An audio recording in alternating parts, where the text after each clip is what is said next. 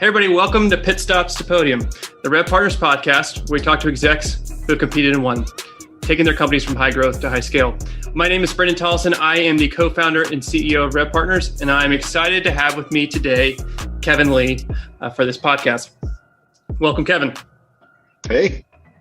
Well, Kevin currently serves as the CEO of Kobiton, an Atlanta-based technology company. And Kevin, how about you give our audience the elevator pitch on who Kobiton is? Yeah, so we are a testing company for mobile apps. The challenge with mobile apps is they perform differently on all the different types of hardware that you release them on. And so the key is to make sure your users have a good experience, is to test it on as many platforms as you possibly can. We have a SaaS platform that allows for mobile app developers to see how their app performs on any real device anywhere in the world. And then we apply artificial intelligence and machine learning to those results so that we can pinpoint the problems and you can get to market faster, less expensively.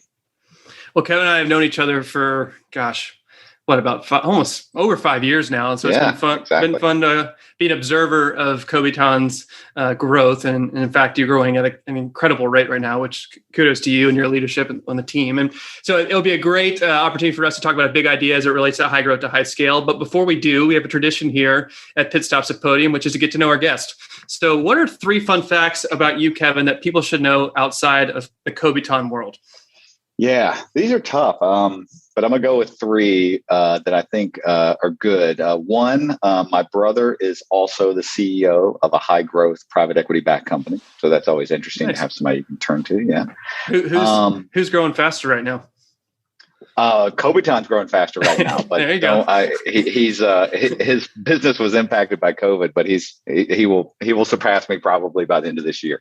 He's coming back. So yeah, that's always fun to talk about. That's one. The other one, when I go to Starbucks, my name is Ed Monix. I found that there's way too many Kevins that show up at a busy Starbucks, especially if you travel to major cities. So how'd you come up with that name?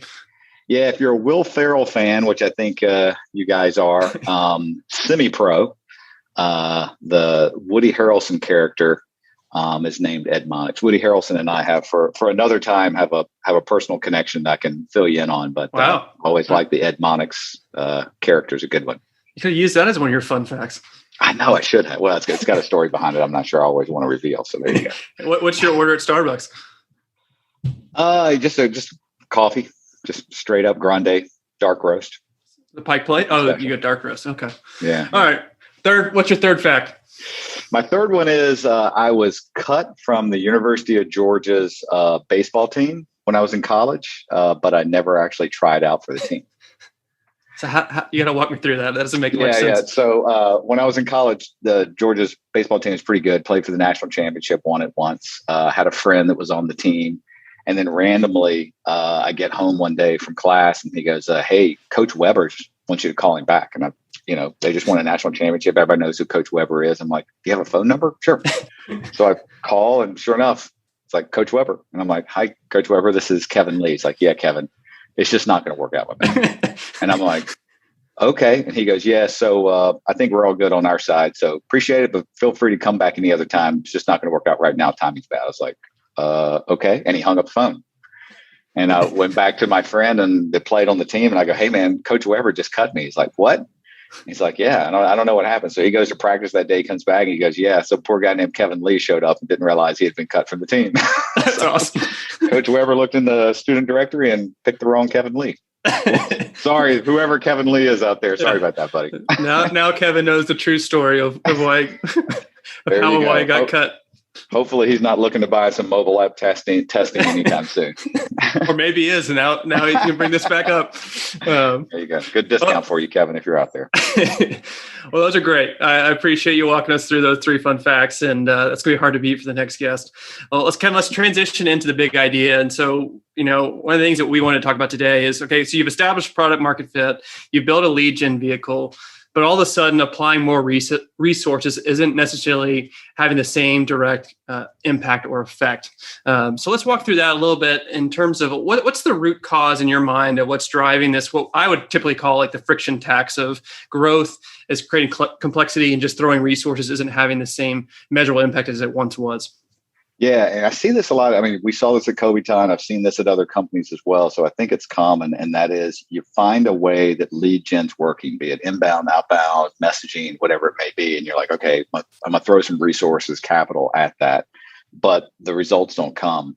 I think the biggest thing that we found was that it ultimately comes down to, and I'm going to use the word misalignment, which for us CEOs, that run in this space, the term misalignment is used on a very regular basis, and it can sometimes be maddening because it could be misalignment of so many different things. So I'll put some more specifics around it. But usually what that means is marketing's bringing in the good stuff and they're passing it over to sales. And for some reason in that handoff, it's just not working out. And there's a whole, slew of things that you can go through, but I can kind of shortcut that process if you want to, kind of what we've talked about and what we've gone through to figure that out. Yeah, let's walk through that cheat sheet to an extent in terms of what's worked for Kobiton. So as you talk about the misalignment, let's kind of break that down in maybe like 3 different concepts. And so as we think about misalignment, there's this foundational layer, it sounds like, in terms of, the data, right? In terms of the metrics that you are looking at that helps drive that alignment. So let's start there. Yeah. Ken Walters, who Ken, yeah. Who ran N4 sales for quite some time, was very insightful and helpful on this when we went through this at Kobiton. And that was, I think the biggest thing is when you start to scale, just, you're producing reports that are oftentimes just new ARR, and oftentimes going under the covers and seeing that not all ARR comes from the same source and therefore is equal.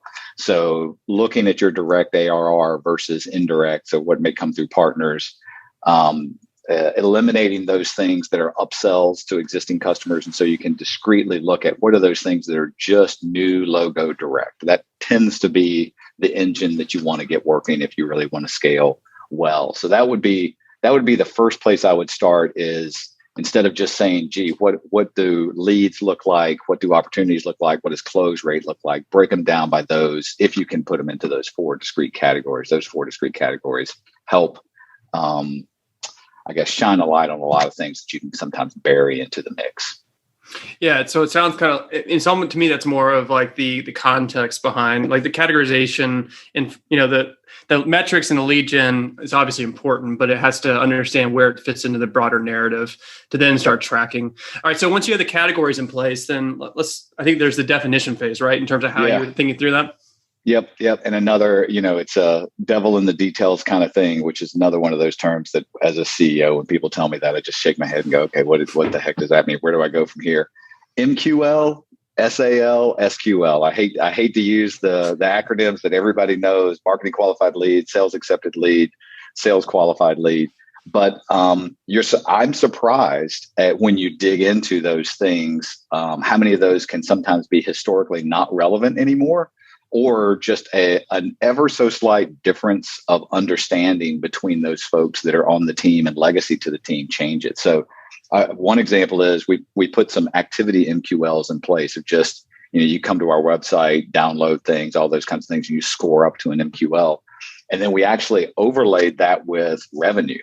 And at one point in time in the company's history, they were inversely correlated. In other words, the higher your MQL score was, the less likely you were to actually buy from us. So what that meant was we had a bunch of folks that really had no intention of buying. And oftentimes didn't have a budget, didn't even work for a company, but they loved the resources that were on our website and the white papers and all those kinds of things. So they'd attend all the webinars and everything, but they'd never buy anything. And then we actually got it down to the point of understanding what are the pages and the activities of true enterprise buyers versus those people that would just download everything from our site. So that was one, around MQL.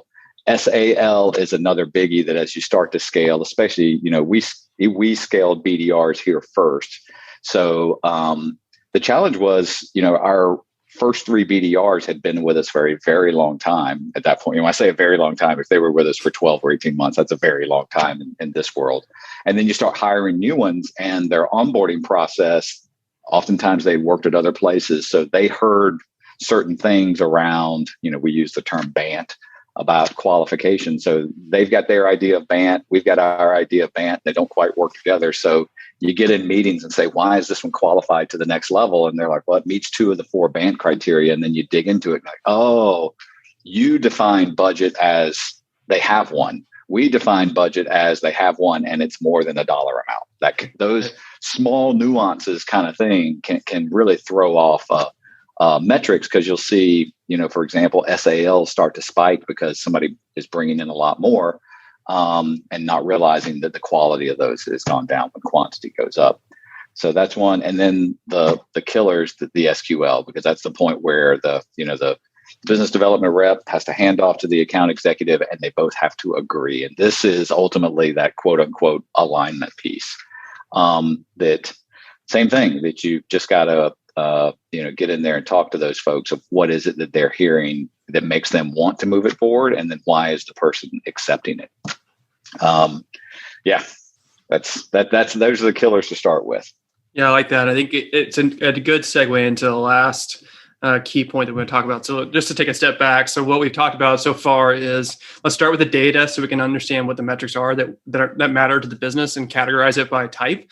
Then we talked about, let's have a common language. So how do we define these key metrics so that there could drive alignment between both organizations from a sales and marketing perspective, and even potentially even to CS. So it's really a whole go-to-market. And let's move into that last kind of big topic, which is, now that you have that common language, how do you build the process and ultimately drive actions from adoption standpoint? Because it's great to have common language, but if it's not adopted, then it's pretty meaningless from an organization standpoint.